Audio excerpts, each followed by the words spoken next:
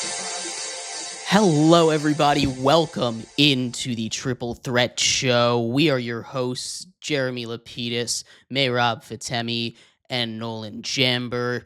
Welcome in. We have a lot to talk about today. Today is going to be a heavy college football show, and then we're going to get into a little bit on Thursday Night Football, a potential preview of the NFC Championship game over in Lambeau between the Commanders and the Packers. We'll talk about that, but we're going to start off our show here, guys, with a little bit of college football. We skipped top 25 last week because last week was a mess on our part, but we're going to get into it every single Wednesday, our top 25, and I'll start off here with my honorable mentions, the ones that just barely missed out on being in the very heralded top 25 teams. I have 6 teams that just barely missed out here for you. Michigan, the Wolverines lose the only top 25 battle. I have them falling out of the top 25 from the AP poll. Baylor, also there. They won a big game against number 17 SMU. I wanted to put them in, but I could not quite find a spot for them. Too many teams still above them at this point in the season. SMU, likewise, also not there. They lose to Baylor. I've got a little bit of concerns about the quarterback injury now that Jennings potentially going to miss some time with an injury he suffered on the second to last play that they played on offense. Mississippi State with a walk-off win against number 12 Arizona State gets them into the receiving votes category for me. Georgia Tech looked really good yet again, even without quarterback Hayes King. They are in my receiving votes. And the last one receiving votes is BYU. They've looked really solid, even despite the offseason tumultuous issues with quarterback Jake Retzlaff no longer being on the roster. They've still looked like a very competent team over in the Big 12, and they're a team that I think is going to make some noise as the season goes on. Those are my 6 teams receiving votes, or in my honorable mentions here as far as my college football top 25 goes. Any of them, Mehrob, that you would have had in your top 25 if you were making a list here? I'm really kind of shocked by a couple of these teams. Kentucky getting into the top 25. That is, or actually not Kentucky. I apologize. Um, Actually, I take that back. Yeah, no, not too shocked about some of these teams. It's right after week one or technically week one because week zero is a thing in college football. Um, yeah, I mean, this should be a fun week. We got a couple top 25 matchups coming up. We've already seen South Florida take down Florida, and we thought Florida was going to be one of those teams that could be really interesting this year when it comes to the football world. Across the board, I mean, it's nice to see some of these small schools getting into the top 25, but I can't be too shocked about how it's been. Yeah, Yeah. Go for it. Oh, thanks. I mean, I'm just looking at your list right now, and some of the teams. Honestly, if I were you, I feel like Michigan not being in the top 25. I like that. I think they're them jumping up so high in the preseason polls just from just getting Brett Underwood, jumping from a 7-5 record last year. Granted, they did beat Ohio State, and they were 21.5-point underdogs, and they beat them, but they were unranked going into the season. Start of the year at the 14th spot, and they lose, and they drop out of the top 25. I can honestly maybe they're the 25th best team, but they're 23rd. I know they're 23rd in the actual poll, but I mean, I think I could see why you have them out. I think they're honestly just not that good of a team without maybe Bryce Underwood. But yeah, I like your list a lot. I just want to say that I like your list. I think at Baylor, I think they could be 25th. I just think they're a solid team. I think they have a lot of their schedule isn't too hard to where the point where they're facing a lot of challenging opponents, and their offense is pretty good. So I think they could be maybe top 25 soon, but right now I can see why they're off. That's all I want to say. Yeah, we'll have to see. It's going to be a big week in college football this week. But getting into the top 25 a little bit, we'll go 5 at a time, and then I'll open up the floor to you boys. 25 to 20 here, or 25 to 21, excuse me. Indiana continues to hold on to their spot. Their big concern for me, it's going to be that soft schedule. Kurt Cignetti has done a very good job with that program, and I think that's a team that is a fringe playoff contender yet again, but they have to prove that they're better than these teams. They played a little tight against ODU in week 1. Week 2, they took care of business against yet another not that great football team. they're going to have to keep winning big in order to stay on this list. They almost fell out for me. Louisville stays in the top 25 for me despite looking shaky against James Madison. I think that James Madison team is one of the more underrated teams in football. Now, again, I am a little biased. I went to James Madison. James Madison is very good at football, but that run defense is real for JMU, and Louisville was still able to solve it at the end. Their defense is no joke. Louisville is going to be a very potent offense. Isaac Brown, potential Heisman kind of season loading for him at the running back position. Auburn at 23, they got a big win over Baylor in week 1. They continue their dominance in week 2. I like Auburn a lot. I was surprised they were able to take care of a team like Baylor, especially on the road, but they did it, and I like this team a lot. Missouri takes care of the border war against Kansas, and Jalen Daniels, number 6 on Kansas over there. That was a really good game. I was really impressed with Missouri's ability to come back. They were down early in that game by a couple scores. They came back and they really dominated on down the stretch in that second half. I was really impressed with them. And at 21, I have Texas Tech. That is a Red Raiders team that is going to surprise a lot of people, a potential real contender coming out of the Big 12.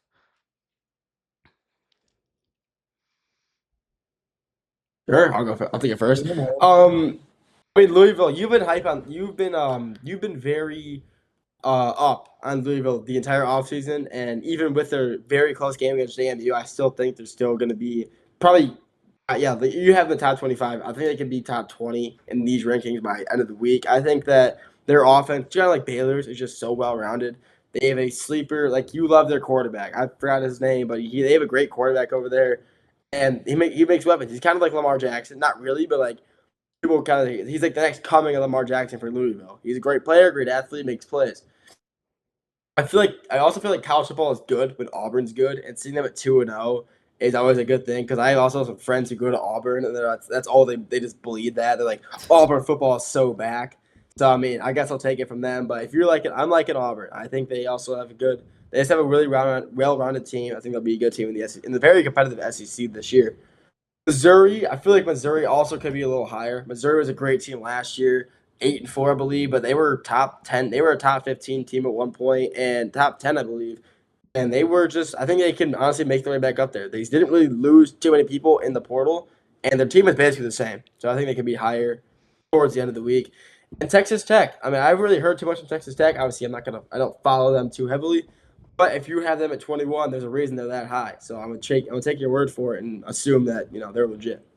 20 getting into the next 5 here. I've got Utah, a real contender, a favorite right now out of the Big 12. They finally got an offense. That was their big issue. Because Cam Rising was dealing with so many injuries last year, they didn't have an offense. Cam Rising not the quarterback anymore, but they found a quarterback, and now that they have an offense, this is yet again a team that I expect to make a playoff push out of the Big 12. Ole Miss at 19. It's a little bit lower than a lot of other people have this Ole Miss Rebel squad, but I was not impressed by their game against Kentucky. I know it was the first SEC game of the season.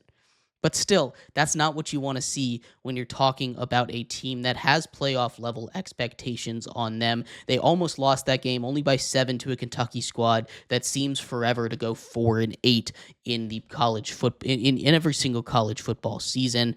At number 18, Alabama. I was real high on this Alabama squad. They obviously have let down a big loss against Florida State in week 1. Week 2, they just decimate their opponent. They needed to go out and have a good showing. Kalen DeBoer got the boys ready to play.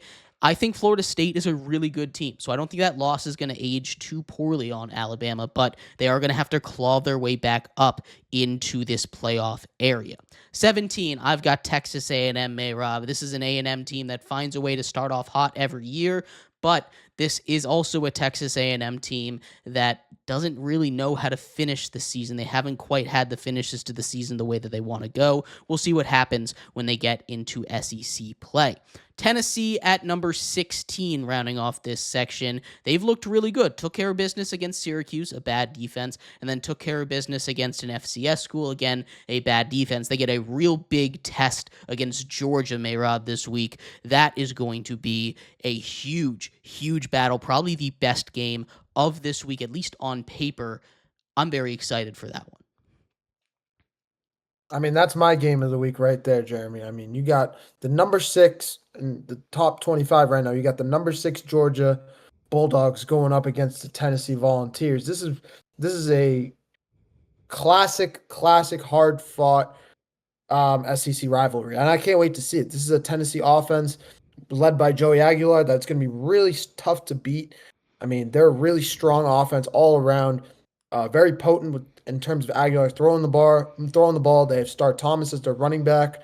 They have a lot of great weapons, and their defense is not terrible. I wouldn't say it's great, but it's not terrible. I mean, you give up 26 points to Syracuse, 17 points to ETSU. This is going to be a big time game for the Volunteers to kind of put themselves on the map, kind of gauge how good this team's going to look this year. And honestly, the same way for Georgia. And we'll get to them probably in a little while as we go up the rankings. But this is a Georgia team that's only beaten Marshall and this team, Austin, PA. I'm not sure if you know where Austin, PA is. I've never heard of that college, but they got absolutely squandered by the Georgia Bulldogs. So this is a big game for both these teams. A good bar setter to see where these teams are going to be looking at in terms of the top 5, top 10 possibly in the top 25. And I'm excited to see it. It's my game of the week. Yeah, absolutely. Moving on a little bit higher here, 15-11 here, Nolan. Iowa State played in week 3. Those teams that play in week 0 over in Ireland, the team that loses tends to have a bad season. Kansas State was ranked in the top 25, falls all the way out of it, is nowhere near it at this point after another couple of bad games after that one. And of course, Florida State from last season loses to Georgia Tech, but I don't know if this Iowa State team really has the juice to keep it going forward. They have a couple big wins. They just won against a rivalry team, the Cy-Hawk Bowl against Iowa, as they play every single week in week 2. That was a big win. It was an ugly win, as you might expect every time Iowa and Iowa State play. It is, but that was a big win for them. They stay up here, move up a little bit. Clemson moves down again, number 14. I thought Clemson was going to win the national championship game before anything started in the preseason. They have looked really bad. A loss to the Tigers at LSU in week 1 at home, and then they get Troy in week 2, and they almost lose that game. They were really struggling, especially early. I think a weather delay kind of saved their butts in that one. They were not going to win that game, I don't think. Maybe they would have. I'm sure they would have found a way to pull it out. But the fact that they were losing for so long against Troy really deserves a nice hard look in the mirror, and Dabo Swinney's got to figure out what makes that team tick. Cade Klubnik needs to figure out how to get that offense going. They need to figure that out really quickly before they get into ACC play. At 13, how about the underdogs, the golden children of the college football world this year, the USF Bulls? The Bulls go out week 1, take out number 25 ranked Boise State, the reigning Group of 5 champion, as I'll call it, the winner of that Group of 5 playoff spot. Then they stroll into the swamp, number 13 ranked Florida, and they take care of business, a walk-off field goal, the first time they had ever beaten Florida in their history, this time in the swamp against the 13th ranked Gators. Gators aren't even in my near top 25 after that loss, but South Florida still a really good team. They get one more test this week, and that test is against Miami, the 5th ranked team in the nation right now. If they win this game, they've beaten 25, 13, and 5 in the first 3 weeks of the season. That is by far the best resume in the country. Again, if they beat Carson Beck and the Canes, who arguably look like the best team in the nation right now.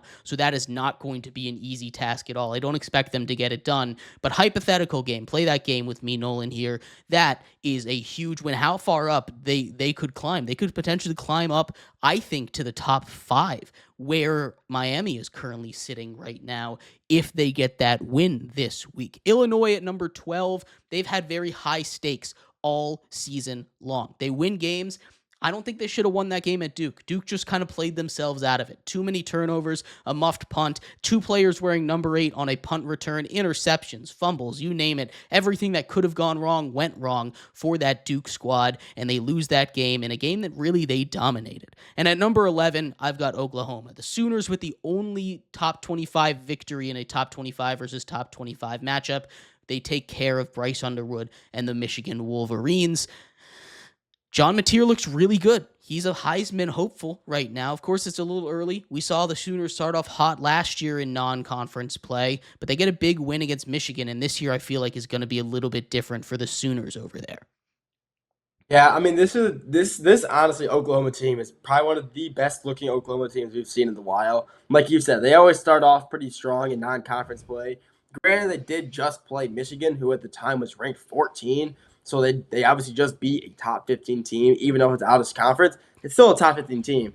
But yeah, they're in the SEC now. They're playing some. This is a very, as always, a competitive SEC conference. So we're gonna have to see come past week 3 if this team can really handle what's built in the SEC. They can beat, teams like Texas, Georgia, Bama, whatever they got thrown at their schedule. It's never going to be easy. So if Oklahoma can honestly manage to get a few wins in the SEC, I think this Oklahoma team is legit. I think they are. Their offense is like top 10 overall, and just overall just doing everything. Just top 10 passing, top 10 rushing, top 10 just everything. Their defense is the same way. They're just a great defensive team. This Oklahoma team is good. I think they're legit. Hopefully I'm not wrong. But my favorite team right now I want to talk about South Florida. I mean, obviously we all know about South Florida just coming out of nowhere. This team reminds me of like Boise State last year, kind of just coming out of nowhere and just becoming a national team. Not really, a player on the team, not really a superstar player. They just have enough good players to where they're getting it all done on both sides of the ball. And I really believe that if they manage to go in and beat Miami, I agree with you. I think they'll be a top, maybe not top 5, they're like a top 8 team. I think they will be. I think they obviously would have the best resume of any team in college football this year. Not only this year, but by far. They'll have the best resume this year by far. And honestly, the past few years, I mean, beating 3 top 25 teams the first 3 weeks while going into the season unranked while having no one believe in you besides probably your own fans, like your own students, that's got to be like some sort of Cinderella story, right? So, I mean, yeah, this South Florida team, if they go into Miami and beat them in, at Hard Rock, they're a top 8 team, maybe top 5, but they're looking good. But Iowa State, I think Iowa's defense has always just been their gritty team. They're like Iowa's like Pittsburgh. They're just like the Steelers. Not the best offense, elite defense. And Iowa was holding them pretty low all game. It was like a 13-3 lead, Iowa State, and then Iowa came back, and Iowa State won, but it was a gritty win. Iowa always puts their players to the test. And they have some good players, man. They do have some good players. One of my favorite players in Iowa is Carson Hansen, the running back. I think he kind of not really, but reminds me of Cam Scadaboo, just aggressive, lowers his head. I like that. But I think Iowa State's pretty good. I think their win over Iowa is kind of a big I feel like that win over them is going to kind of give them some momentum, beat their in-state rival, a gritty defensive team, and just push forward from there. And to end it off for me, Illinois. Illinois is one of the best teams in the Big Ten. They have obviously a very underrated, I guess, not really underrated, but Heisman caliber quarterback, Luke Altmaier, 513 pass yards already. I mean, this Illinois team is looking good. They were good last year. They're going to be good this year. I think they could easily finish top 3, honestly, in the Big Ten. But yeah. Yeah, absolutely. There's a lot to like. Iowa even wears the same colors as the Steelers over there, so there's a lot of similarities between those two I guess franchises, schools and teams over there. Getting into our top 10, Mehrob, I have your dark horse, your darlings, the South Carolina Gamecocks, sitting at number 10. This is a team that, led by Lenore Sellers, is dangerous week to week, but their offense has not quite shown that they're going to be as elite as they were at the end of the year. I want to see more out of them. The defense has looked pretty solid, but they still struggle a little bit. They struggled against a Virginia Tech team that got stomped by Vanderbilt in the next week. That is another SEC team. I don't know how well that bodes for them heading into conference play, but I do like this South Carolina squad a lot, and we keep them in the top 10. Number 9, how about Florida State, the Seminoles, with a big jump, really a reverse from last season when they were ranked in the top 10 and then fell all the way out after 2 weeks. Now they're back in the top 10 in my rankings. They looked really good. 73-0 victory last week. They take out Alabama, obviously, in week 1. That is a team that's ready to go. They want revenge for whatever last season was. They got a new stadium. The Seminoles are going to kick it into high gear, and I love that team. Texas at number 8. Arch Manning looked a lot better. Again, it was not against the top-level caliber of opponent like Ohio State, but still, he looked a lot better, and there's stuff to like from this Texas team. Georgia has a big test. I haven't loved the way that Georgia's looked at number 7 for me, but they have a big test coming up against Tennessee. If they win that game, they are in that elite top tier kind of company that can potentially win a national championship, but that offense just haven't quite seen it out of them this year, and I'm a little bit concerned. And at number 6, Mehrob, Notre Dame. I love CJ Carr. They've only played one game. They were on a bye week last week, or on a little bit of an idle, as college football likes to call it. They were idle last week because you get 2 byes.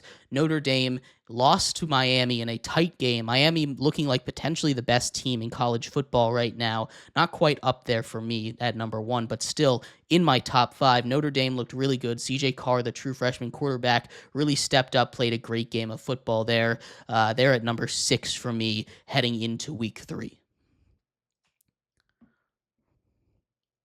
Yeah, I mean, I think this is a really legit list out of you, Jeremy. I mean, this is gonna be a really fun college football season.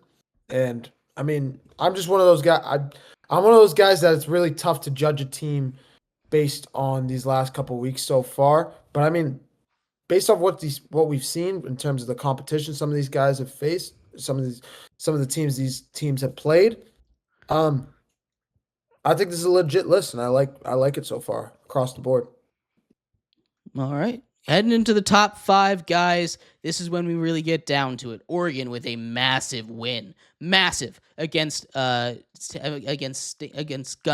and the Oklahoma State Cowboys. Excuse me. Not the Sooners, the Cowboys there. 63-3. They dominate that game. It's not like it's a FCS school. That was a Power 4 school, and they just humiliated them. That was not a good look for Oklahoma State, but a great look for this Oregon team that was the number 1 in the country last year at the end of the regular season. Number 4, I've got LSU. We have, of course, a Heisman front-runner kind of guy in Garrett Nussmeier, potential number 1 pick guy in Garrett Nussmeier. The Nuss bus has left the station, and if you're not on it, it might be a little bit too late. It might make a stop here now and then, but that is a team that's raring to go. That LSU defense looked really good against Clemson. I was really impressed by that, but maybe that's just the anemic Clemson offense, slow-starting Clemson offense that we saw at the beginning of last season as well, so maybe we pump the brakes a little bit on how good that LSU defense was. Miami at number 3 for me. Like I said, all ranking long, this is a Miami team that potentially is the best team in the nation. Carson Beck is playing like that projected number 1 overall pick that he was last season. He has the best weapons he's ever had in his career, and if he keeps playing like that, Miami is going to be a serious threat to have 2 number 1 overall picks 2 years in a row. Penn State at number 2, they've kind of just been chilling there. They haven't played anybody yet, but they were this high to start the season, and there was no reason to bring them down because they haven't lost and they haven't looked that bad. And that leaves, of course, the Buckeyes. Ohio State, Nolan, at number 1 at that spot after they took out Texas in week 1. The Buckeyes remain atop the college football power rankings, college football top 25 yet again this week. Again, there just wasn't a lot of movement because they played a cupcake team, but they took care of business. They dominated like they should, and they showed that they deserved to be near the top. Ohio State will, as much as I hate me to say this because I don't like Ohio State, they will be, they will be the king of college football this year. I mean, they're just going to be the team. They're not going. I don't think they'll win it at all. I think they'll be the number 1 team in the league or in football just for the entirety of the season. They're just so well talented. Obviously, you have Jeremiah Smith. You have, he's just the best receiver in football. No doubt about it. You have Julian Saint, who's actually played pretty well. They just played Grambling State. I mean, he played good for his debut game against Texas, against an elite Texas defense, and he comes out against Grambling State, throws for God knows how many yards, and met plethora of touchdowns. Yeah, I mean, Ohio State, they're only going to get better, especially with this new young quarterback. They're only going to get better. And then one team I like LSU. I think LSU and Oregon are both teams I really like. I think LSU, even after losing Bryce Underwood, they got Garrett Nussmeier, and he is just proven himself to be, honestly, so far a better quarterback than Bryce Underwood. He has better stats. He has more receptions, more completions, more yards. He has more touchdowns. He's done everything better. He has more. He has more weapons at LSU than Michigan has, but still, he's been proven to be a better quarterback than Bryce Underwood. And Oregon, I really believe that hey, I don't know, maybe I'm gonna say it. Maybe it's Oregon's finally it's their year. I think this is finally Oregon's year where they get over the hump, where they get over they can't win the big game. They're like Penn State, they can't win the big game, the national championship. They can't win it. I think this is really the year. They are just so talented. It is unbelievable. They honestly have the most talented team probably in college football. And I think that if they play their cards right, which hopefully they do, because honestly, I like watching Oregon. I think they're a team. I've rooted for them when I was younger. I loved Marcus Mariota. I fell in love with him. I fell in love with Oregon when he was there. And I think that this year is really Oregon's best year to do it. I think this is their best roster they've had the past few years, and I think this is the best year they can do it. They're just so well. They're just so good.